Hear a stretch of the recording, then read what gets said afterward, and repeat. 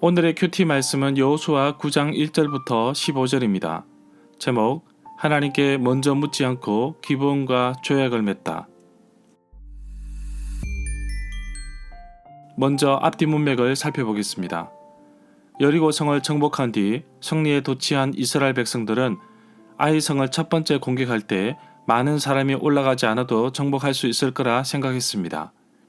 물론 그럴 수 있겠지만 여호수아를 기록한 저자는 7장을 시작하면서 아간의 범죄를 먼저 말하고 있습니다. 아이성 정복에 실패한 여호수아에게 하나님께서 찾아오셔서 낙심한 여호수아에게 격려와 용기를 불어넣어 주십니다. 정확한 패배의 이유와 회복의 길을 말씀하십니다. 아간의 죄에 대한 심판을 단행한 이후에 이스라엘은 거룩을 회복하였고 다시 정비하여 아이성을 공격하는데 하나님께서 이길 수 있는 전략을 주십니다. 아이성을 정복하는 과정에서 여호수아는 매복하고 있는 군사들에게 공격의 신호를 보내는데 여호수아 자기가 가지고 있던 단창을 높이 치켜들었습니다. 우상에 찌들어 있는 가나안 땅의 아이성은 이제 흔적도 없이 사라졌습니다. 여호수아 8장 30절부터 35절에서는 잠시 정복에 대한 이야기를 멈추고 모세가 가나안 땅에 들어가서 해야 할 일을 떠올리면서 여호수아가 실행하고 있습니다. 아이성을 정복한 이스라엘 백성들은 가나안 땅 중앙으로 진출합니다. 그리심 산과 에발 산으로 올라가서 축복과 저주를 선포하는데 모세 율법책에 기록된 대로 다듬지 않은 자연적인 돌로 제단을 쌓고 번제와 화목제를 드립니다. 축복과 저주를 선포하는데 하나님의 말씀대로 사느냐에 따라 그들의 운명이 결정됩니다. 이미 이스라엘 백성들이 요단강 동편 모압 평지에 도착했을 때 가나안 땅에 이스라엘 백성들에 대한 소문이 퍼져 있었습니다. 여리고 성에 살고 있던 라합의 이야기만 들어도 알 수 있습니다. 이스라엘 백성들이 가나안 땅을 차츰 점령해 갈 때에 가나안 땅에 있던 여러 민족들이 연합해서 이스라엘과 싸우려고 합니다.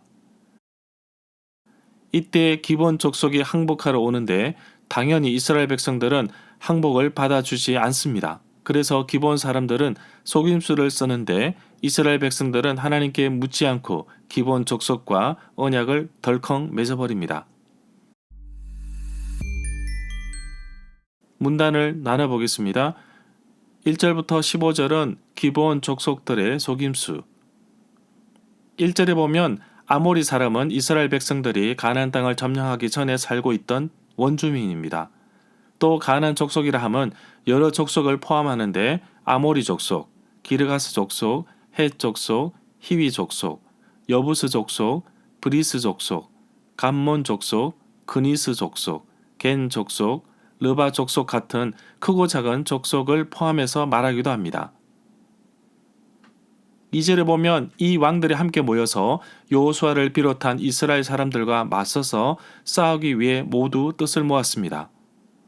1절부터 2절 단락은 여호수아 10장부터 12장을 준비하고 있습니다. 여기서는 아직도 요단 동편 언덕에 서서 요단 서쪽 땅의 지리와 거주민에 대해 묘사하고 있는 것을 볼 수 있습니다. 3절에 보면 기브온 사람들도 여호수아라는 사람이 여리고성과 아이성에 대해 했던 일들을 들었습니다. 여리고성 정복에 대한 이야기는 여호수아 6장에 나오고 아이성 정복에 대한 이야기는 여호수아 8장에 나옵니다. 4절에 보면 그래서 기브온 사람들은 이스라엘 사람들에게 속임수를 쓰기로 하였습니다. 기브온 사람들은 여기저기 터져서 기운 낡은 가죽술 부대와 떨어지고 헤어진 곳을 기운 낡아빠진 자루를 모아서 나귀에 실었습니다. 새술은 새 부대에 넣으라는 말은 새술은 아직 발효가 되지 않았기 때문에 험 부대에 넣으면 발효가 되면서 부풀어 올라 터지게 됩니다. 포도주나 물을 담기 위해 동물의 가죽을 부대로 만들었습니다. 5절에 보면 기브온 사람들은 낡아빠진 신발을 신고 몸에는 다 떨어진 낡은 옷을 입었습니다. 그리고 마르고 딱딱한 굳어 곰팡이 냄새가 나는 빵을 준비하였습니다. 6절에 보면 기브온 사람들은 길갈에 진에 있던 여호수아에게 가서 자신들은 아주 먼 나라에서 왔으니 평화 조약을 맺어 달라고 합니다. 이스라엘 사람들은 그리심산과 에발산에서 축복과 저주를 선포한 뒤 길갈로 돌아왔습니다.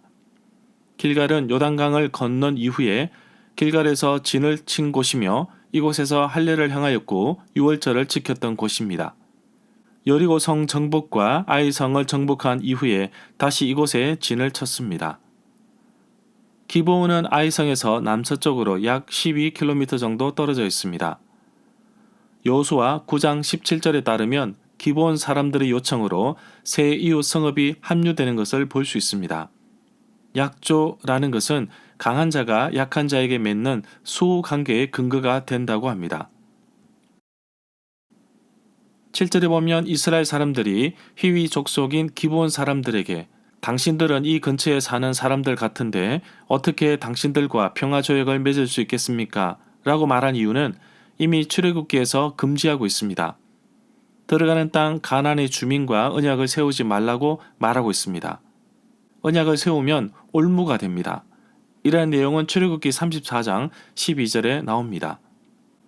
단지 백성들과 약속을 넘어서서 그들의 신들과도 언약을 하지 말라고 경고하십니다. 신명기 7장 2절에서는 가나안 땅을 진멸하라고 하십니다. 그들과 어떤 언약도 하지 말고 불쌍히 여기지도 하지 말라고 하십니다. 이러한 경고를 받았기 때문에 이스라엘 백성들은 히위 족속인 기브온 사람들과 화친, 평화조약을 하지 않으려 했습니다. 9절에 보면 가나안 땅에 살고 있던 히위 족속인 기브온 사람들이 왜 아주 먼 나라에서 왔다고 말했는지는 신명기 20장 15절에서 알 수 있습니다. 아주 멀리 있는 성읍의 사람들, 민족들에게는 일단 화평을 먼저 선언하라고 합니다. 그 성읍이 화평하기로 화답하면 조공을 바치게 하고 섬기도록 하는 규례가 있었습니다. 기브온 사람들이 들었던 이야기는 여리고성에 살고 있던 라합의 이야기를 보면 알 수 있습니다. 여호수아 2장 10절에 보면 애굽에서 이스라엘 백성들이 나올 때에 여호와께서 홍해 물을 마르게 하신 일을 라합도 소문을 들었습니다. 여호수아에 대한 소문이 그 온 땅에 퍼졌다고 기록하고 있습니다.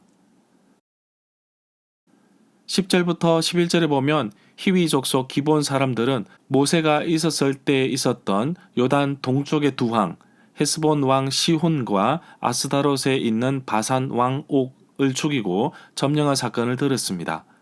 그래서 자신들을 길갈에 있는 여호수아에게 보내어 평화조약을 맺어달라고 요청하고 있습니다. 12절부터 13절에 보면 기브온 사람들은 자신들이 먼 곳에서 왔다는 것을 증명하기 위해 거짓으로 꾸민 이야기를 하고 있습니다. 곰팡이 냄새나는 빵과 낡아빠진 술부대와 옷, 신발이 헤어졌다고 말하고 있습니다. 18절부터 21절에서도 회중의 족장들이 등장합니다. 이들은 기브온 족속들이 가져온 양식을 맛보고 우호적인 분위기를 조성하여 조약을 체결합니다. 여호수아 저자는 여호와 하나님께 묻지 않았다는 것을 강조합니다. 보통 제사장들을 통하여 하나님께 물었습니다. 여호와 하나님께 물을 때에는 우림과 둠밈을 사용하여 물었습니다. 절마다 상세한 설명과 구절 해석, 핵심 내용과 중심 줄거리는 네이버 블로그에 올려져 있습니다. 내게 주시는 교훈입니다. 하나님은 내가 가야 할 길을 알고 계십니다. 물론 그 길을 갈 수 있도록 돕기도 하시고 이끄시기도 하지만 하나님은 언제나 내가 하나님께 기도하며 그 길을 묻기를 바라고 계십니다. 이스라엘 백성들이 하나님께 물었다면 하나님께서는 기브온 족속에 대해서 말씀하실 것이고 조약도 맺지 않았을 것입니다. 때로는 믿음의 큰일을 앞두고 하나님께 기도하며 그 길을 인도하여 달라고 간구보다 내 생각과 내 경험이 앞설 때가 많았던 것을 고백합니다. 큰일을 앞두고 고민도 됩니다. 그러나 기도할 때에는 하나님께서 그 길을 환하게 비춰주시고 또 이끄십니다. 기브온과 조약함으로 인해 손해볼 것이 없다고 느껴질 수도 있겠지요. 그러나 생각 속에 파고드는 악한 것들이 지속적으로 내 삶을 괴롭히듯이 평화롭게 보이는 조약일지라도 이스라엘 백성들에게는 옆구리에 가시가 되어 계속 괴롭힐 것입니다. 마치 평화조약처럼 포장되어 다가오는 세상의 유혹에 대해서 단호하게 거절할 줄 알아야 할 것입니다. 내가 하나님 말씀 위에 바로 서 있지 않으면 기브온 족속들이 요구하듯이 계속해서 세상은 나에게 유혹들을 던져줄 것입니다. 단호하게 거절하지 못하여 이미 내 삶 속에 들어와 있는 마치 기브온 족속이 던진 요구처럼 더럽고 추한 죄악된 모습이 발견된다면 하나님 앞에 내려놓고 용서를 구하며 다시는 그런 요구에 단호히 거절할 수 있는 용기와 힘을 주옵소서. 내 인생에서 크고 작은 결정을 해야 할 때 하나님께 묻습니다. 올바르게 결정할 수 있도록 도와 주옵소서.